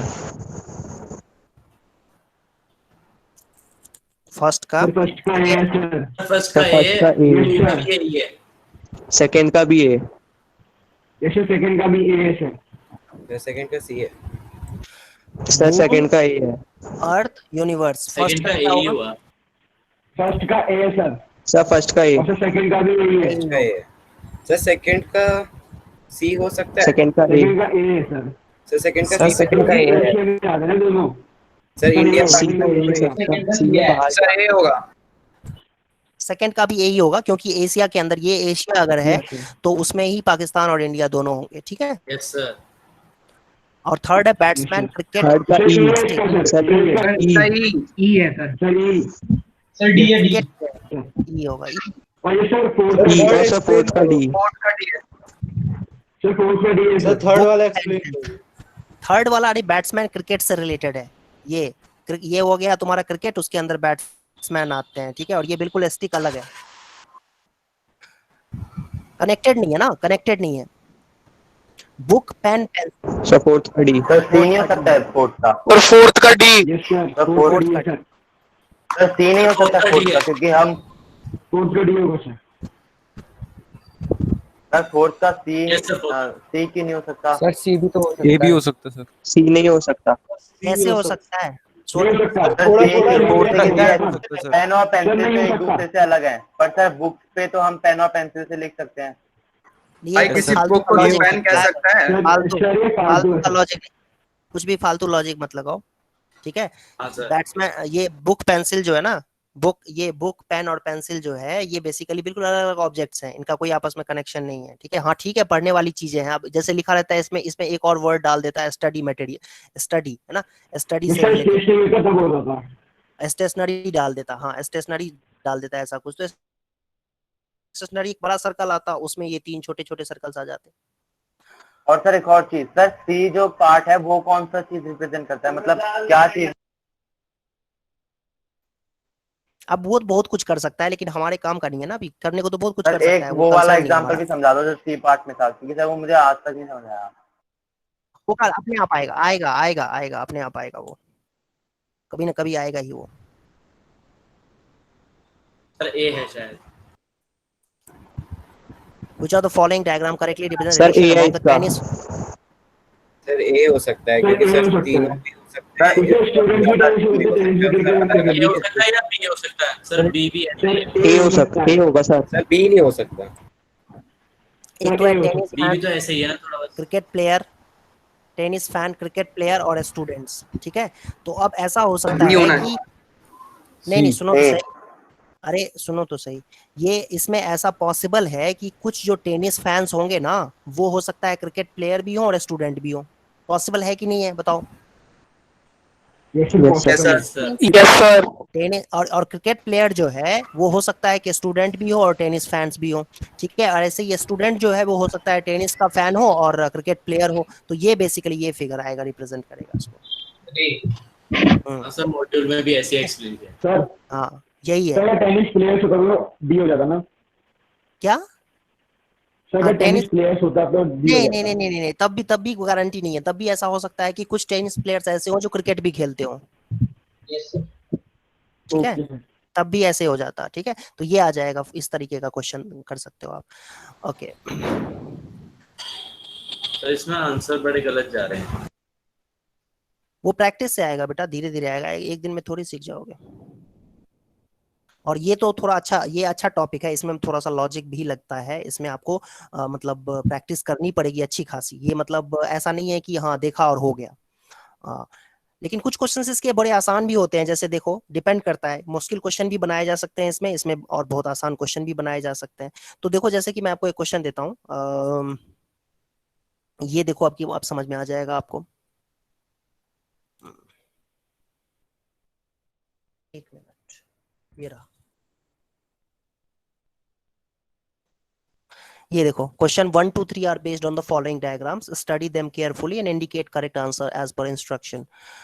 तो किलोग्राम, सेंटीग्राम, मिलीग्राम। का ए है। सर फर्स्ट का ए है। और सर सेकंड का बी। सर सेकंड का सी है सर। कि सर एप्पल और फ्रूट दोनों सेम है तो उसमें पोटैटो अलग है। सेकंड का सी है। सर थर्ड का डी है। फ्रूट के अंदर एप्पल आएगा और जो सर थर्ड का डी है। पोटैटो सर अलग होता है। सर थर्ड का डी है। सर पियानिस्ट जो होता है वो गिटारिस्ट भी हो सकता है, पर सर दोनों ही म्यूजिशियंस हैं। Correct correct. थर्ड का जो ये सर्कल है ना, देखो थर्ड का डी कैसे होगा? थर्ड का डी जो ये बड़ा सा सर्कल है ना, ये पूरे म्यूजिशियन को रिप्रेजेंट कर रहा है। और म्यूजिशियन में जो है ना, कुछ म्यूजिशियन ऐसे होंगे जो पियानिस्ट और गिटारिस्ट दोनों हो सकते हैं, इसीलिए सर्कल ओवरलैप कर रहा है। सर्कल जो है कुछ पोर्शन उसका ओवरलैप कर रहा है ऐसे, क्योंकि हो सकता है कि कुछ गिटारिस्ट ऐसे हो जो पियानिस्ट भी हो, इसी तरीके से। अच्छा ये सी कैसे आया? एप्पल, और एप्पल जो है वो फ्रूट, ये मान लो बड़ा सर्कल जो दिख रहे हो आप, ये फ्रूट के लिए सर्कल है। फ्रूट बहुत से तरह के होते हैं, उसमें से एक पार्ट जो है वो सर्कल को रिप्रेजेंट कर रहा है, छोटा सा पार्ट जो है। यहाँ पर कहीं पर होगा मैंगो होगा, यहाँ पर ऑरेंजेस होंगे, इस तरीके से। ओके, और जो पोटैटो है वो बिल्कुल डिफरेंट होता है, रूट्स में आता है, तो इस तरीके से साइड करो उसको। और एक क्यों किलोमीटर, सेंटीमीटर, मिलीग्राम, ये सब क्यों दिया हुआ है भाई? सबके सब बेसिकली एक ही यूनिट है, वेट सब यूनिट चलते जा रहे हैं, मास को मेजर करने के लिए, मास को मेजर करने के लिए। हाँ तो ये उसको हम रिप्रेजेंट कर सकते हैं। तो एसीडी, ये एनटीएससी में आया हुआ क्वेश्चन था, देखो आसान था ना। Yes sir. Yes sir. Okay, next question देखते हैं बेटा। और मैं अपने आप को फिर से रिपीट कर रहा हूँ कि जो एनटीएससी में जो बच्चे, कई बच्चों को मैंने बताया था पिछली क्लास में, फिर से बता रहा हूँ कि 95 प्लस वाले बच्चे का भी सिलेक्शन नहीं होता है, ठीक है। मतलब जरूरी नहीं है कि आप 95 कर रहे हो तब सिलेक्शन हो जाएगा। मतलब पहला कंडीशन तो ये है कि भाई पहले 95 प्लस क्रॉस तो करना ही करना है। 95 से कम है तो आपका होना ही नहीं है सिलेक्शन मैट में। तो 95 तो मिनिमम है, 95 तो आपको लाना ही लाना है, ठीक है, क्योंकि 95 लाने पर भी सर 4 नाइन्थ हो जाएगा। सर 9 का बी। सर नाइन्थ का बी। यस सर, 9th का बी। 31 होगा सर बी। सर 9 का बी। 9 का बी है sir. Total number of teachers, triangle वाला टीचर है ना, टीचर तो ट्रायंगल वाले यस सर, 19 + 31। ये ट्रायंगल में ये सारे लोग हैं, ठीक है, ये सारे टीचर्स के नंबर्स हैं। तो 12 और 10 22 22 6 28 31 ये आंसर आ जाएगा। How many artist are there who are writer but not teacher? Sir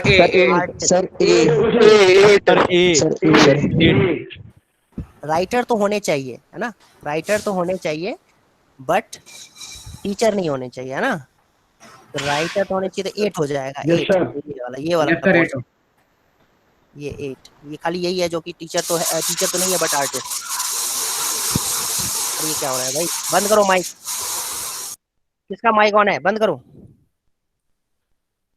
ठीक है। 8 आ जाएगा। तो ये भी देखो एनटीएससी में ही आया हुआ क्वेश्चन है, तो आसान है, ट्राई कर सकते हो आप लोग इसमें। मतलब लॉज बहुत, हाँ ये हाँ क्या कह रहे हो? ये 7 नहीं होगा? यस सर, राइटर में 7 भी तो हो सकता है। 7 कहाँ है? 7 राइटर, 7 अलग है। लेकिन हो सकता है।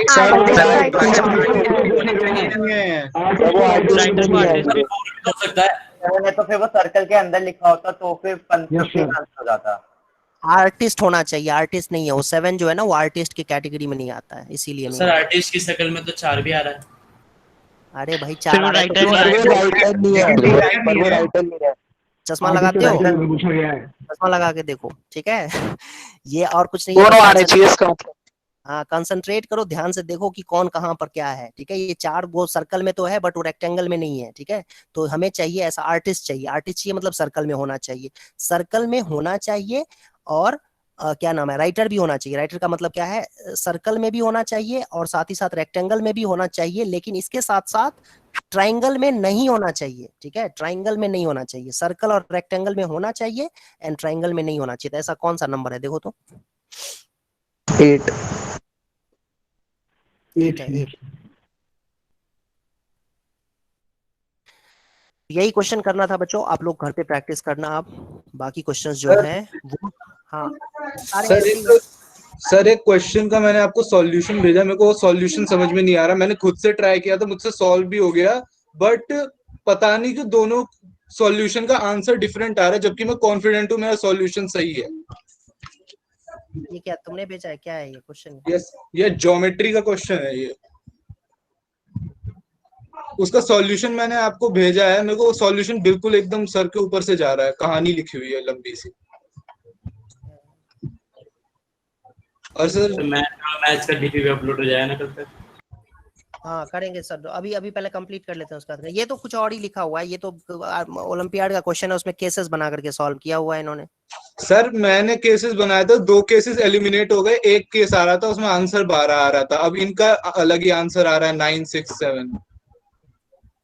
पता नहीं कैसे कर रखा है, देखना पड़ेगा। चलो देखेंगे, बाद में देखते हैं उसको पहले देखना पड़ेगा, ठीक है, उसके बाद डिस्कस करेंगे। ठीक है बच्चों, तो आज की क्लास कंप्लीट करते हैं यहीं पे, और अगली क्लास में हम लोग मिलेंगे तो फिर एपी कंप्लीट हो जाएगा आई थिंक। अगली क्लास में मिलते हैं सर। सर ऑप्शनल एक्सरसाइज में हाय, हाँ बोलो क्या कह रहे हो सर? ऑप्शनल एक्सरसाइज से डाउट था। बोलो क्या है सर? क्वेश्चन नंबर 1 उसका क्वेश्चन बोलो ना, क्या लिखा हुआ है sir? Which term of the AP 121 117 113 is its first negative term? तो an को लेस देन 0 कर दो, तो 34 आएगा। an मान लो लेस देन 0 है, हाँ an लेस देन 0 मान लो, तो a plus n minus 1 into D, D कितना है -4 है, तो ये लेस देन 0 हो जाएगा। सॉल्व कर लो इसको। सर तो हम इसमें ऐसे भी तो कर सकते हैं कि an की सिर्फ 4 पॉसिबिलिटीज हो सकती हैं। क्या सर -1 हो सकता है, -2 -1 टू -4 हो सकता है। नहीं, वो अप्रोच सही अप्रोच नहीं है, वो अच्छा अप्रोच नहीं है। ये तरीका ये है सही, ठीक है, कि लेस देन 0 ले लो और फिर n की वैल्यू जो है ना ये आ जाएगी 31.25 से ज्यादा। तो ज्यादा क्या हो सकती है, n की वैल्यू 32, 33, 34, ये सारी वैल्यूज हो सकती हैं। तो ये वैल्यू लेंगे हम, क्यों? क्योंकि सबसे पहला नेगेटिव टर्म यही होगा। Yes sir. Okay sir. Okay sir, thank you sir. Sir उस क्वेश्चन के लिए मैं अपना सॉल्यूशन भेजूं क्या? Okay sir. एक बार सॉल्यूशन भेजोगे तुमने देखो, अब देखो कितना तुमने ट्राई किया है नहीं किया है मुझे समझ नहीं आ रहा है, क्योंकि जो ये क्वेश्चन दिख रहा है ना उस हिसाब से लग रहा है कि ये बहुत ही टफ क्वेश्चन लग रहा है। ये ओलंपियाड का है, काफी टफ क्वेश्चन है ये। सर एक और क्वेश्चन चैट बॉक्स पे। सर क्वेश्चन क्या है? सर मैंने सॉल्व किया, मेरे को पूरा कॉन्फिडेंस है अपने ऊपर, लेकिन पता नहीं इन्होंने फिर भी सॉल्यूशन में कुछ गड़बड़ लग रहा है मेरे को। आप प्लीज एक बार बता दो, बिकॉज मैं अपने से अगर कुछ डिसाइड कर लूंगा तो हो सकता है मैं गलत सीख के चला जाऊंगा। नहीं नहीं, वो सब तो ठीक है, लेकिन तुम कैसे कर रहे हो? जैसे तुम अपना सॉल्यूशन लिख करके चलो भेजो, देख लेता हूँ, मैं देख लूंगा, ठीक है। ओके सर, मैं भेज रहा हूँ, ठीक है।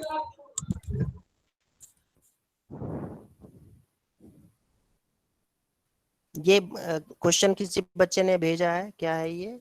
रूट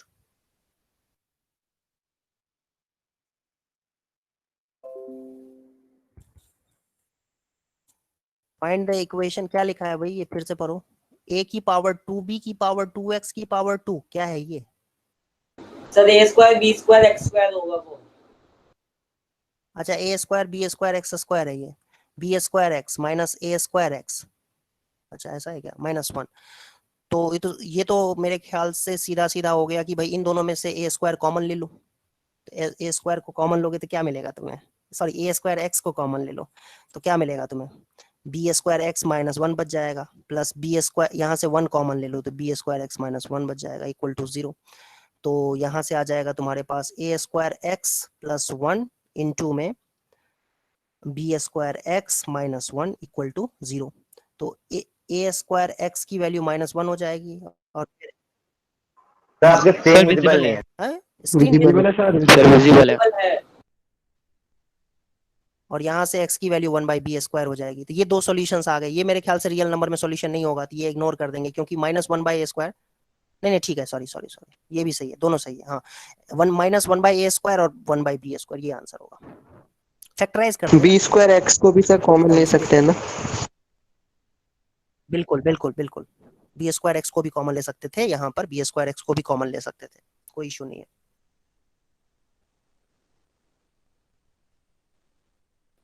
ठीक है जी, देख लिया सॉल्यूशन, देखते हैं क्या कर रखा है तुमने, ये तो समझ में भी नहीं आ रहा है वैसे।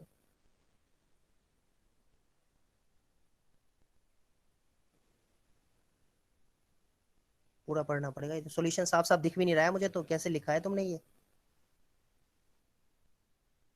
क्या है? ये आधा अधूरा, मतलब फेडेड कलर है ये, मतलब किस तरीके से तुमने भेजा है? ये दिख भी नहीं रहा है साफ साफ। सर एक बार और भेज के ट्राई करूंगा। सर वो कैमरा की वजह से हो जाता। अगली क्लास में मिलते हैं, okay bye. Okay sir, good night good night sir. Thank you sir. Good night everyone. Good evening sir, bye sir. Eat, sleep, conquer, repeat. Good evening sir. Good evening sir. Yes sir.